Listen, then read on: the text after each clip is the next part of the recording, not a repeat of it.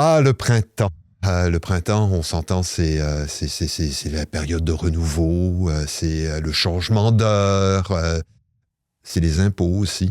Et pour bien des gens, c'est également le renouvellement des baux, surtout pour, bien entendu, pour les locataires.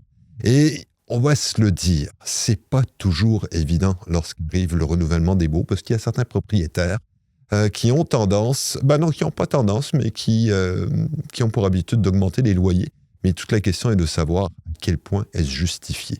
Et voilà qu'aujourd'hui, on est très content de recevoir Gabrielle Neveu du Comité autonome accessibilité logement Côte-de-Gaspé. Fait que tout d'abord, bienvenue parmi nous, Gabrielle. Bonjour, bien, merci. Content de te recevoir. Donc, toi, tu fais partie du Comité autonome accessibilité logement Côte-de-Gaspé, d'après ce que j'ai trouvé comme information. Donc, oui. Groupe autonome de mobilisation de la Côte-de-Gaspé pour l'accessibilité au logement de qualité et abordable. Et là, comme je le disais en introduction, c'est le temps du renouvellement des baux. Oui. Et là, on va se le dire, il y a des propriétaires qui... Bon, il y a des augmentations de loyers qui sont justifiées. On s'entend que les taxes augmentent, les assurances augmentent, les frais d'entretien augmentent, Alouette et compagnie. Mais il n'en demeure pas moins que lorsqu'on reçoit justement cet avis de la part du propriétaire, du renouvellement du bail, il y a une chose essentielle, je crois, qui serait de lire le bail. Oui, évidemment. Mais ce qui est problématique souvent dans notre région, c'est qu'il y a beaucoup de louages informels aussi. Donc, il y a beaucoup de personnes, de locataires qui ont un arrangement verbal avec le propriétaire. Donc, ces personnes-là, parfois, pensent qu'elles ne sont pas protégées par les mêmes droits que les locataires, mais c'est important de savoir qu'une entente verbale avec un propriétaire, ça a la même valeur légalement qu'un bail écrit. Mais c'est sûr que quelqu'un qui ne dispose pas de bail écrit a moins d'informations souvent écrites disponibles. Mais c'est quelque chose que je voulais nommer d'entrée de jeu parce que parfois, des gens pensent qu'ils n'ont pas de recours parce qu'ils n'ont pas de bail papier. Mais c'est faux. Ils ont les mêmes recours. Une entente verbale est suffisante à ce moment-là, simplement? Oui, le fait... puis après ça, par exemple, s'il y a des recours au tribunal ou quoi que ce soit, il faudra simplement que le propriétaire prouve qu'il paye un loyer. Ça peut être à travers des échanges de messages, des transactions bancaires. Mais le tribunal peut tout à fait reconnaître là, qu'il y a un locataire avec les mêmes droits que n'importe quel autre locataire. Mais j'imagine que le propriétaire n'est pas nécessairement... qu'il y a une entente verbale. Puis là, on s'entend. On tombe là, dans des zones un peu plus grises parce que c'est une simple entente verbale. Souvent, le propriétaire aura peut-être pas nécessairement tendance à déclarer le dit loyer. Ce qui fait que, entente verbale, ça vaut ce que ça vaut. N'en demeure pas moins que l'idéal. Oui. L'idéal, c'est quand même d'avoir un bail. Oui, et de pouvoir le lire au moment de le signer. Tout à fait, oui. Puis justement, prendre le temps de le lire avant de le signer, peut-être. Parce que dans le bail, ce qu'on va retrouver, il y a différentes informations, bien entendu, le nom, l'adresse, Alouette, ce genre de choses. Puis il y a différentes sections auxquelles il faut nécessairement se concentrer. Donc, on s'entend que dans la section D, il y a le montant du loyer à payer. La section C, c'est la durée de la location. Dans la section B, c'est la liste des meubles électroménagers qui sont inclus ou non dans la location. Il y a également tout ce qui concerne les réparations que le propriétaire s'engage à faire avant qu'on aménage. Et il y a les services inclus dans le bail, par exemple l'électricité, le chauffage, le chauffe-eau, le déneigement, Alouette, ça c'est la section E.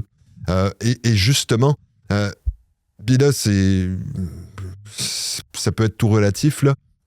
Quand, par exemple, dans la section E, le propriétaire s'engage à faire certains travaux, est-ce que c'est susceptible d'avoir un impact, justement, sur le loyer ou autrement? C'est certain que parmi les différents éléments qui sont pris en considération dans le calcul d'une hausse de loyer, il y a effectivement une certaine place pour les dépenses encourues pour faire des travaux sur le logement ou sur le bloc de logement. Donc oui, s'il y a certains gros travaux coûteux, le locataire ou la locataire pourrait s'attendre à une hausse de loyer plus importante l'année suivante, parce que les hausses de loyer peuvent arriver qu'une seule fois par année. Même si le bail est plus court, même si on a un bail de 6 mois qui se renouvelle à tous les 6 mois, il ne peut pas y avoir une hausse de loyer à chaque 6 mois. Dans tous les cas, ça reste une hausse par an maximum. Exact. D'accord. Ouais. Mais il n'en demeure pas moins. qu'il y a d'autres éléments auxquels il faut faire très attention. Entre autres, bon, il y a les règlements de l'immeuble, par exemple. Mm-hmm. Et ça, faut vraiment tenir compte. On parle entre autres par rapport aux consommateurs de tabac ou de cannabis, les fumeurs. Parce que oui, quand on a un logement, nécessairement, on vit avec les autres. Et les odeurs ont tendance à se promener avec les courants. Oui. Et il y a également tout ce qui concerne les animaux de compagnie. Admettons par exemple que, puis là encore je te pose ça peut être sujet à interprétation, quelqu'un qui, malgré le règlement, déciderait quand même de consommer soit du tabac, de cannabis, ou d'avoir un chien avec ses petites griffes sur le plancher, là. Est-ce qu'un propriétaire pourrait sanctionner le locataire dans ce genre de situation? Ben, ça serait considéré comme un non-respect des conditions du bail. Puis ça fait partie en fait, c'est les deux grandes responsabilités des locataires, c'est de payer leur loyer et de respecter les conditions du bail. Donc, le propriétaire pourrait enclencher des démarches punitives envers les locataires.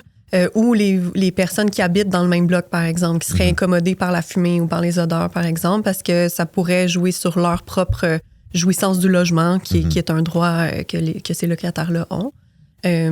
Donc, j'avoue que je ne sais pas dans le détail quelles seraient les démarches à entreprendre, mais auprès du tribunal administratif du logement. C'est ça, parce que souvent, c'est là où ça va se régler, c'est le tribunal administratif. Oui, bien dans tous les cas, que ce soit un propriétaire qui veut enclencher des démarches envers un locataire ou un locataire envers son propriétaire, il y a toujours une première étape qui est d'essayer quand même de s'entendre sur une base personnelle, en communiquant les deux personnes ensemble. Mais si jamais c'est infructueux, ben il y a souvent transmission d'une lettre officielle au locataire. Si il y a pas si la personne se conforme pas exactement, ben là, il peut y avoir des démarches. Mais souvent, avant d'arriver au tribunal, il va y avoir quand même certaines étapes là, préalables, plus interpersonnelles, si on veut, avant d'en arriver. Il faut faire preuve de bonne volonté à certains points. Exact. Il faut quand même essayer de se parler. D'accord. Essayons de se parler. Et il y a également plusieurs éléments auxquels il faut faire très attention, parce qu'il y a des clauses qui sont illégales. Mm-hmm. Et là, on parle en l'occurrence... souvent, on entend parler de ça, justement, là, des exigences de dépôt en garantie en cas de dommage au logement.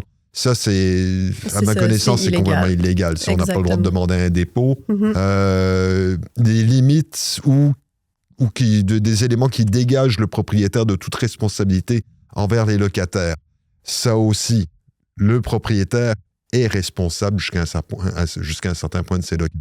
Tout à fait. En fait, n'importe quelle condition au bail ne peut pas aller à l'encontre de la loi. T'sais, si la loi dit le propriétaire a des responsabilités dans tel genre de situation, une clause au bail ne peut pas venir passer par-dessus la loi en disant non, t'as signé, t'as dit que j'avais pas de responsabilité, donc j'en ai pas. La loi prime face à une entente écrite au bail. Puis une autre, si je peux me permettre, une autre condition qui est parfois une autre clause qui est souvent illégale dans les baux, c'est de mettre un nombre maximal d'occupants et d'occupantes. À moins qu'il y ait des restrictions en termes d'évacuation d'incendie, par exemple, un lit qui serait placé devant une sortie de secours, par exemple. C'est parce que, disons que le logement serait tellement surpeuplé qu'il y aurait des lits partout. Là, oui, il pourrait y avoir une limite de ce point de vue-là au niveau de la sécurité. Mais de dire, c'est un logement où il y a 3 pièces, 3 chambres, mais on veut pas plus qu'un couple, par exemple, ça, c'est illégal. Donc, le propriétaire n'a pas le droit d'imposer un nombre maximal de personnes occupantes. Puis là, on s'entend, il y a également des choses du genre, j'ai déjà vu ça, par exemple, des propriétaires qui ne voulaient pas qu'il y ait d'enfants. Exact. Ça c'est discriminatoire. Ça, c'est discriminatoire. Et bon, il y a également donc pas le droit, puis on en parlait justement un petit peu plus tôt, pas le droit de réajustement de loyer au courant du bail, par exemple, si on n'a pas le droit de remettre ça, et de prévoir des pénalités excessives si vous avez un retard dans le paiement de votre loyer. Mm-hmm. Alors, on en fait à peu près le tour.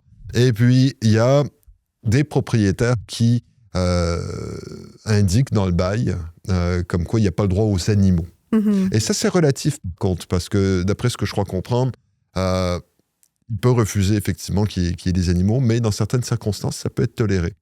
Mais tout ce qui est animaux d'accompagnement, donc des personnes qui en ont besoin pour des raisons de santé, tu sais, qu'il y aurait un billet du médecin qui pourrait prouver que c'est un animal qui est important pour leur santé, leur sécurité. Les chiens guides, là, on pense par exemple. Par exemple. Donc, c'est pas quelque chose qui est totalement coulé dans le béton. On peut effectivement... Il y a certaines exceptions. Il y a des exceptions. Et là, on va tomber dans crunchy de la chose. C'est parce qu'il y a deux clauses qui sont particulièrement, ou deux sections qui sont particulièrement importantes quand on lit le bail, justement. C'est la section F. Et ça permet de prévoir les augmentations de loyer à venir. Dans les grandes lignes, section F, qu'est-ce qu'on entend par là? Bien, la section F, elle s'applique seulement aux logements qui ont été construits il y a moins de 5 ans. Donc, ces logements-là, donc des logements neufs, et là, on ne parle pas d'un logement remis à neuf, on parle d'un logement là, qui est parti, construction à partir des fondations. Mais ces logements-là, le propriétaire a le droit d'augmenter à chaque année, à chaque renouvellement de bail, au-delà du pourcentage. En fait, il n'y a pas de limite d'augmentation. Je crois, puis tous les comités logements au Québec militent pour l'abolition de cette clause-là, mais c'est comme une façon de considérer que peut-être, étant donné que le logement est neuf, le propriétaire ne serait pas nécessairement en mesure de bien calculer les dépenses ou l'entretien, tout ça, le coût des services, et donc il puisse y avoir un ajustement conséquent d'une année à l'autre. Donc, dans la clause F, maintenant, avant, il n'y avait aucune limite. Là, maintenant, c'est le propriétaire lui-même qui fixe sa limite, qui dit, au bout des 5 ans, j'augmenterai maximum à tel montant. Mais on a vu des locataires qui avaient des baux que ça disait leur loyer qui valait 1 100 $ pourrait augmenter jusqu'à 4 000. Mais ils disent, ça ira pas jusque-là, c'est juste que on met une limite, mais à ce point-là, aussi bien que pas mettre de limite. Là, donc, je pense pas que ça protège vraiment les locataires, le fait que maintenant, le propriétaire soit obligé d'indiquer une limite. Donc, ça, c'est quelque chose qui est très important à savoir parce que il y a beaucoup de constructions de logements neufs qu'on voit dans nos communautés. Ça rend des logements disponibles, des nouveaux logements sur le marché, mais très rarement, les locataires savent qu'ils s'engagent avec un bail qui peut augmenter significativement au cours des prochaines années. Donc, ils peuvent avoir des très mauvaises surprises, puis ça peut même mettre en péril leur possibilité de rester dans ce logement-là s'ils sont plus en mesure, là, avec leur budget, de payer ce loyer-là. Surtout que souvent, le loyer de départ est cher parce que, c'est un logement neuf et tout ça. Donc, c'est ça. Donc, ça, c'est vraiment une information importante à savoir. Puis, si jamais la clause F dans votre bail et c'est indiqué que la clause F s'applique, ça peut quand même valoir la peine de vérifier en appelant à la ville pour vérifier c'est quoi exactement l'année de construction de ce logement-là, puis est-ce que c'est vraiment une construction neuve et non une rénovation en profondeur, tout ça. Donc, c'est ça, puis peut-être demander à spécifier à ce moment-là dans la clause F, à savoir quel type d'augmentation on s'attend de façon plus précise, ou que ce soit monétairement ou en pourcentage pour les années à venir, de façon à ce qu'il n'y ait pas de surprise, par exemple, qu'on passe de, je sais pas, 1 000 $ à 2 500 $ d'une année à l'autre. Là. Exact. Parce que ça serait légal, officiellement, pour les logements neufs. C'est ça. Et sinon, il y a une autre section, et celle-là, elle est vraiment crunchy. C'est la fameuse section. Et là, c'est pour éviter une hausse trop importante de votre loyer par rapport à celui de l'ancien locataire. Et ça, c'est important parce que souvent, les propriétaires ont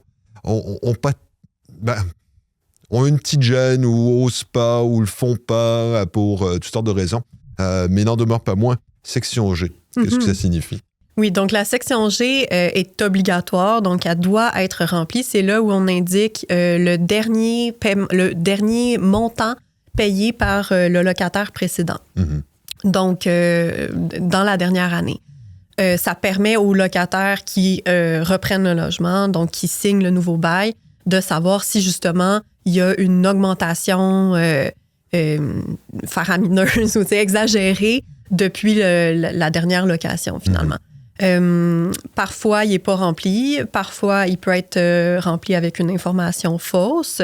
C'est pour ça que, disons, c'est quelque chose qui est encouragé en termes de solidarité entre locataires, c'est de trouver une façon de laisser son bail dans le logement ou de simplement poster une copie de son bail à son ancienne adresse pour que les locataires, les nouveaux locataires aient vraiment l'information exacte du montant payé par les anciens.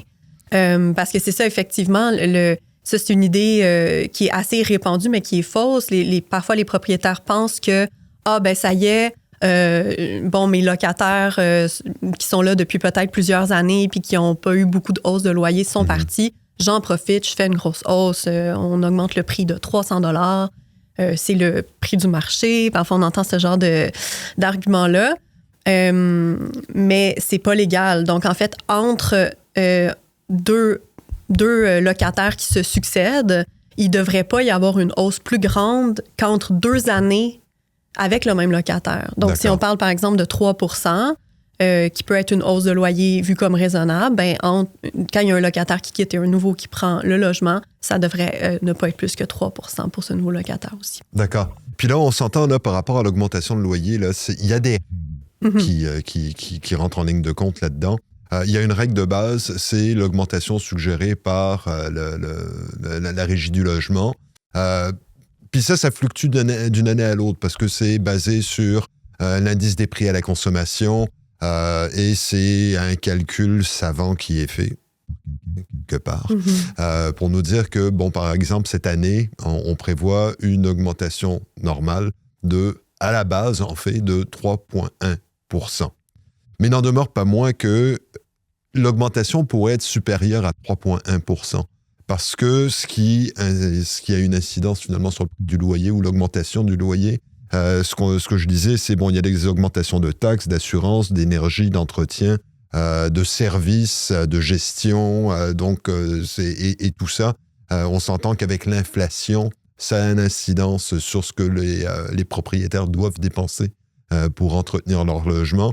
Et ça, c'est à partir de quel moment est-ce qu'on estime que c'est trop? Bien, déjà, si le propriétaire envoie, parce que aussi, il y a toute une démarche à suivre là, pour demander l'augmentation de loyer au moment du renouvellement du bail. Le propriétaire, si c'est un bail de 1 an, c'est 3 à 6 mois avant la fin du bail que l'avis écrit doit être envoyé. Puis, avec justement le montant demandé. Si le montant demandé est au-delà du 3,1 % qui est le taux normal, le taux moyen, bien, le propriétaire doit fournir des pièces justificatives qui expliquent d'où vient ce montant-là, justement. Donc, si c'est des augmentations d'assurance, des augmentations de taxes, comme on a dit tout à l'heure, des frais pour des travaux importants qui ont été faits sur le logement, il faut qu'il y ait des factures. Il faut que le locataire puisse avoir accès à ces factures-là, à ces pièces justificatives-là. Après ça, c'est possible d'aller sur le site du tribunal administratif du logement ou sur le site locataire.info, il y a des outils de calcul. Donc, les locataires peuvent entrer l'information qu'ils ont reçue, donc le prix de leur loyer actuel, le prix demandé, les montants indiqués sur les factures. Et là, ces outils-là vont, avec les calculs qu'ils sont entraînés à faire, si on veut, vont pouvoir dire, avec ces données-là, votre hausse de loyer devrait être de, disons, 3,5 %. Puis si la hausse demandée est plutôt de 5,5 %, bien là, c'est contestable. Mais ça va vraiment être en fonction des montants qui sont fournis. C'est ça. Puis là, à partir de ce moment-là, on reçoit le dit papier qui nous propose, entre guillemets, une augmentation de loyer. Et ça doit être, tu le disais, faut que on est supposé de recevoir ça entre 3 et 6 mois avant le renouvellement du bail. Puis là, on se rend compte que c'est cher payé. C'est quoi mes options? Voilà, donc parfois, en fait, très souvent, les options ne sont pas écrites sur l'avis, mais elles devraient l'être. Les 3 options, c'est d'accepter la hausse et de rester dans le logement, de refuser la hausse et de quitter, ou l'option qui est la moins connue, de refuser la hausse, mais de tout de même rester dans le logement. Donc, justement, un locataire qui considère que la hausse est exagérée a le droit d'envoyer une réponse écrite à son tour qui doit être envoyée dans le mois qui suit la réception de l'avis. Donc, on a 1 mois pour donner notre réponse, puis on envoie une lettre qui dit « Je souhaite rester dans mon logement, mais je refuse la hausse de loyer ». À ce moment-là, c'est au propriétaire, s'il considère qu'il qui devrait avoir gain de cause, que non, moi, je sais, ma hausse, elle est légitime, ben, c'est au propriétaire d'enclencher des démarches auprès du tribunal administratif du logement, de demander ce qu'on appelle une fixation de loyer. Donc, à ce moment-là, c'est le tribunal qui va examiner la question, qui va examiner les pièces justificatives des hausses et tout ça, et qui va statuer sur la hausse qui serait légale, finalement. C'est ça. Puis en général, ça, c'est pas mal. Puis là, on s'entend, il n'y a pas nécessairement quelque chose de coulé dans le béton. Ça dépend. C'est pas mal au cas par cas, d'après ce que je crois comprendre. C'est pour ça que pour les locataires, avant de refuser la hausse, si la hausse est, par exemple, au-dessus de 3,1 %, mais c'est bon d'utiliser les outils de calcul qui sont disponibles en ligne ou de contacter un comité logement, comme nous, par exemple, qui peuvent aider les gens là-dedans. Parce que, bon, c'est stressant de se ramasser au tribunal. Puis, c'est des grosses démarches, il faut se préparer, tout ça. Donc, refuser une hausse qui finalement va finir par être accordée par le tribunal, c'est assez pénible. Mais c'est pour ça qu'il existe des outils quand même là, pour pouvoir avoir une idée avant d'accepter ou non la hausse qui est envoyée. Et là, on s'entend aussi, ce qui est extrêmement important, c'est de rester à l'intérieur des délais impartis. Oui. Par exemple, si là, tu me disais, bon, on a 1 mois pour répondre, c'est pas 1 mois et 1 jour, c'est 1 mois maximum. Exact. Sinon, c'est considéré comme étant accepté, point. Tout à fait. Mais c'est aussi important de la part du propriétaire de laisser au locataire ce mois-là de réflexion. Nous, quelque chose qu'on a vu, qu'on a entendu, c'est des propriétaires qui se présentent en personne au logement de leur locataire, qui leur annoncent la hausse, qui disent « acceptes-tu ». Tu sais, comme en mettant de la pression, c'est maintenant, puis si tu n'acceptes pas la hausse, il y en a plein d'autres qui attendent après le logement. T'sais, donc ça, c'est des techniques d'intimidation. Là. C'est c'est pas valable du tout. L'avis n'est pas écrit. Il doit être transmis par écrit. Verbalement, ça puis il y a des règles assez précises à suivre au niveau de la réponse par écrit. On ne peut pas simplement griffonner un petit quelque chose sur un bout de papier en disant non, je ne suis pas d'accord, puis je reste de toute façon. Là, il faut... Courrier recommandé. Il faut être rigoureux. Exact. Et puis, il existe des modèles, là, justement, sur les sites que j'ai mentionnés tout à l'heure. Si les gens ne sont pas à l'aise, ils ne savent pas exactement comment formuler leur réponse, il y a des modèles qui existent, puis c'est de l'envoyer par courrier recommandé, là, vraiment pour avoir une preuve qu'elle a bien été envoyée, à quelle date elle a été envoyée, la réponse. Puis là, idéalement, quelqu'un qui se sent un petit peu tout perdu dans ses dédales administratifs et autres détails, l'idéal, c'est peut-être de rentrer en contact avec vous pour que vous puissiez les guider un peu? Oui, exactement. C'est une des raisons d'être des comités logement, là, c'est justement d'aider les locataires qui cherchent à défendre leurs droits, mais qui sont justement un peu perdus, qui ont besoin d'informations, potentiellement d'accompagnement et tout ça. Donc, parce que ça peut être intimidant comme démarche. Au niveau, justement, il y a plusieurs éléments qui me viennent en tête, là. Il n'y a pas de registre en tant que tel qui existe par rapport au suivi des loyers ou quoi que ce soit. Il me semble qu'il y a une lacune de ce côté-là. Exact. C'est aussi une revendication des comités logements depuis des années, qu'il existe un registre des loyers où, justement, quiconque peut aller chercher l'information des montants payés par les locataires précédents. Donc, justement, si le propriétaire ne remplit pas la clause G ou met une fausse information, là, on est comme un peu dépendant d'être possiblement en contact avec les anciens locataires pour avoir la bonne information. C'est un petit peu plus facile souvent en région parce que, bon, on a plus de chances de, par une personne interposée, connaître l'ancienne personne qui logeait chez nous, mais dans les grands centres, c'est extrêmement difficile de retracer quelqu'un, retrouver ses coordonnées. Donc, l'idée qu'il puisse exister un registre des logements, des loyers, ça permettrait à quiconque d'obtenir cette information-là de façon fiable. Mais pourtant, ça serait probablement pas si difficile à créer comme registre. Il existe maintenant des outils numériques assez performants, mais ça ne se fait pas. Dans le système de la santé, on utilise encore le fax. Mais oui, bon, l'autre élément, c'est au niveau du TAL, donc tribunal administratif du logement. Là, est-ce que c'est compliqué? Là, on disait, bon, ça peut être intimidant, ça c'est une chose. Est-ce que ça peut être compliqué? Est-ce que ça peut être long, surtout?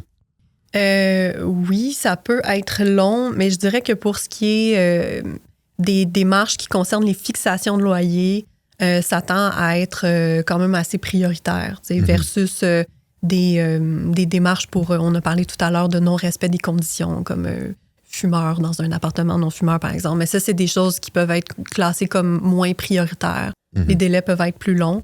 Mais quand ça concerne la fixation des loyers, c'est un petit peu plus prioritaire. Mais c'est sûr que ça peut être quand même une période où on est dans l'incertitude de se dire, bon, je sais pas si c'est accepté, à combien est-ce que je peux m'attendre de payer pour la prochaine année. Donc, c'est sûr que c'est pas immédiat. Puis, il y a eu il y a eu beaucoup, beaucoup plus dans les dernières années. Le recours à la fixation de loyer augmente énormément. Donc, ça peut être d'une certaine façon bon signe parce que ça veut dire que les locataires savent qu'ils et elles peuvent refuser des hausses de loyer, mais ça peut être aussi mauvais signe parce que ça indique aussi que possiblement il y a beaucoup de demandes de hausse de loyer abusives. Donc, les gens ressentent le besoin de se défendre. Puis souvent, j'ai le sentiment aussi qu'il y a pas mal de propriétaires qui ont fait des acquisitions entre guillemets récentes. À l'époque, les taux d'intérêt étaient faibles et il y a eu beaucoup de transactions et il y a eu une surchauffe sur le marché. On peut penser qu'il y a peut-être des propriétaires qui avaient acheté, je sais pas, un triplex à 200 000 $ et qui l'ont revendu à 700 000 $. Ce qui fait en sorte que le nouveau propriétaire se retrouve dans une situation où il devra nécessairement augmenter les loyers. Et là, à ce moment-là, il risque d'y avoir des frictions avec les locataires qui sont en place. Oui, tout à fait, parce que normalement, parce qu'une personne qui rachète un bâtiment dans lequel il y a des logements locatifs, un ou des logements locatifs, il est tenu par les mêmes baux que l'ancien. Il rachète les baux, en fait. Donc, parfois, puis ça, c'est des inquiétudes que beaucoup de locataires ont quand leur bloc appartement ou la maison qu'ils louent est en vente, de dire, mais là, quand quand la transaction va être faite, il va falloir que je signe un nouveau bail, puis là, je sais pas, ça va être combien. Non, le bail est reconduit. C'est un nouveau propriétaire, mais il reprend le contrat et doit l'appliquer dans les mêmes conditions. Donc, après ça, si ce nouveau propriétaire souhaite augmenter les loyers, il doit se conformer aux mêmes normes que le propriétaire précédent, finalement, par rapport à l'augmentation, par rapport au pourcentage d'augmentation. Et là, justement, ça m'amène à la prochaine question. Il y a des propriétaires qui utilisent de stratégies pour justement augmenter les loyers et ça consiste à simplement laisser le loyer vacant pendant 1 an. Au bout d'1 an, qu'est-ce qui se passe? Bien, c'est ça, c'est qu'en fait, après ça, c'est pas possible de compléter la section G en disant « le dernier locataire a payé tant » parce que c'est le montant payé au cours des 12 derniers mois, le dernier montant dans les 12 derniers mois payé. Donc, s'il n'y a aucun montant payé dans les 12 derniers mois, la clause peut rester vide. Donc, à ce moment-là, c'est plus difficile d'avoir des recours. Là, j'avoue que je me demande s'il y a quand même potentiellement des recours. Parce que quand on fait une demande en fixation de loyer, oui, ça peut être par rapport à une hausse par rapport à une année précédente, mais le tribunal peut aussi statuer quand même d'un montant qui serait jugé raisonnable pour ce logement-là. Fait que même, par exemple, un 2,5 dans un sous-sol qui n'a pas de service inclus et tout ça, qui serait laissé vacant pendant 1 an. Puis là, tout d'un coup, un propriétaire dirait, parfait, je vais le mettre à 1 200 $ par mois, même s'il n'y a pas l'argument de, mais c'est une hausse trop élevée, mais ça pourrait être considéré un loyer trop élevé pour ce logement-là à la base. T'sais. Donc ça pourrait quand même être quelque chose que le tribunal administratif du logement pourrait statuer. Sur lequel il pourrait statuer pour fixer nuancer un petit peu les hausses possibles. OK. Ça fait que là, l'idée, à ce stade-ci, c'est essentiellement, première chose à faire, c'est de prendre le temps de ne pas signer immédiatement. Est-ce qu'il y aurait, au niveau du propriétaire, par contre, c'est comme, le locataire décide... Puis là, ça marche dans les deux sens au niveau du tribunal administratif. C'est-à-dire que c'est autant pour les locataires qui veulent contester que pour les propriétaires qui pourraient aller à l'encontre de leur locataire en tant que tel. Bien, en fait, si le locataire veut refuser la hausse, il ou elle n'a pas besoin d'aller au TAL. Il envoie son avis de refus. Et si le propriétaire veut maintenir sa hausse, bien là, c'est le propriétaire qui amorce les démarches. Mais ça peut arriver que les locataires aient à faire des démarches auprès du tribunal administratif du logement. Mais quand c'est en lien avec des hausses de loyer, on reçoit un avis de hausse. S'il y a des démarches à faire au TAL, c'est les propriétaires qui doivent les enclencher. D'accord. Puis à ce moment-là, on s'entend que... Puis éventuellement, tout le monde se rencontre au tribunal administratif. Qui est situé à quel endroit, d'ailleurs? C'est à Montréal, ça? Il y a des bureaux en région, mais il y a un bureau à Gaspé, mais je ne sais pas si c'est si vraiment les audiences ont lieu à cet endroit-là ou si c'est pour... parce qu'au tribunal administratif du logement, c'est aussi fait pour que des locataires puissent obtenir de l'information. Bien, les propriétaires aussi. Donc, je ne sais pas si c'est qu'un bureau d'information ou si les audiences ont lieu là. Quoi qu'il en soit, il y a un point de service à Gaspé. Oui, mais les accès peuvent être difficiles en termes d'heures d'ouverture, capacité de prendre un rendez-vous et tout ça. Donc, voilà. En terminant, si on avait 3 conseils à donner à des locataires en cette année 2026, ce serait quoi les premières idées à leur proposer? Ben, de se renseigner, ça c'est certain. Évidemment, connaître nos droits, c'est la première étape pour être capable de les défendre. Après ça, ben, en fait, je sais pas, c'est difficile de donner des conseils parce qu'on peut dire, mais allez, go, défendez-vous, mais on comprend qu'il y a beaucoup de locataires qui ont peur d'avoir des contre-coups, de défendre leurs droits. Que ça envenime les relations avec le propriétaire. Exactement, puis que ça amène toutes sortes de, conflits avec les propriétaires, mais de se retrouver avec une mauvaise réputation de locataire et tout ça. Il y a toutes sortes de pratiques assez horribles là, qui se font de la part de certains propriétaires qui disent même dans leurs annonces qu'ils font des recherches au TAL, puis que si des locataires ont des dossiers, mais pas nécessairement des dossiers de mauvais payeurs, juste des dossiers de locataires qui se sont défendus, qui leur refusent de signer des loyers. Donc, d'avoir peur de se retrouver sur une espèce de liste noire. Puis c'est difficile de leur dire « Non, inquiétez-vous pas, il n'y en aura pas de problème ». Parce que dans les faits, c'est encore en 2026 difficile de défendre ses droits en tant que locataire sans craindre d'avoir des impacts négatifs. Donc, c'est pour ça que nous aussi, on est là pas juste pour aider les locataires à la pièce, là, un à un, parce que c'est plus que des situations individuelles qui sont problématiques. C'est une question de système, si on veut. Là. Donc, il faut qu'il y ait beaucoup plus de protection qui existe pour les locataires qui cherchent à se défendre. À la limite, rendre justement les décisions anonymes, par exemple, pour que les propriétaires ne puissent pas retrouver les noms des personnes qui ont défendu leurs droits au tribunal. Donc, il y a toutes sortes de changements plus larges qui sont à mettre en place pour que les locataires soient plus en mesure de se défendre, puis que là, on puisse leur dire, avec confiance, allez-y, défendez vos droits. Donc, ce qu'on dit aussi aux locataires, c'est prenez votre temps avant de signer. Exact. Vérifiez bien comme il faut toutes les informations. Ouais, ne répondez pas tout de suite. Ne répondez pas tout de suite. Ouais. Puis au moment de signer un bail, ben lisez bien, renseignez-vous, contactez les comités logement ou si vous êtes à l'aise avec ça, allez chercher de l'information directement. Pour vous contacter, on fait comment? On a, ça peut être par Messenger, notre page Facebook, Comité autonome accessibilité au logement, Côte-de-Gaspé. Sinon, on a aussi une adresse Gmail, caal.côte-de-gaspé@gmail.com.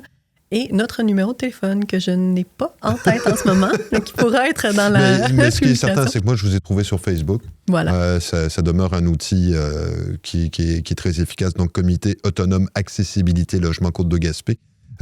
Gabriel, merci beaucoup pour toutes ces informations.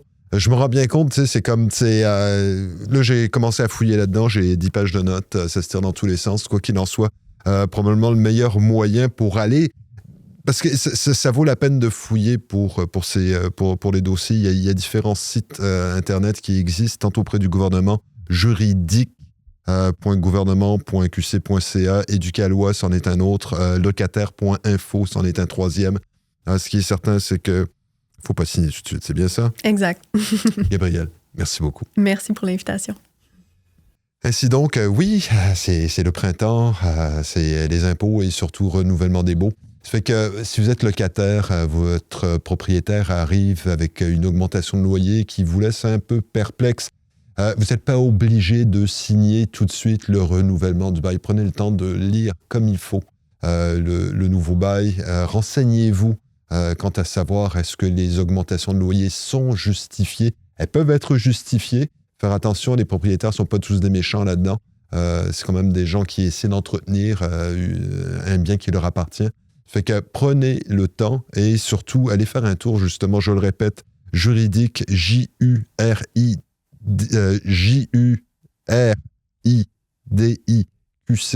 .gouv.qc.ca,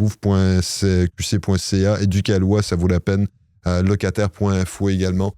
Prenez le temps, vous n'êtes pas obligé de signer là, directement là, sur le coin de l'escalier. Et ça permettra d'avoir justement peut-être une meilleure relation avec vos propriétaires où vous pourrez transiger d'égal à égal.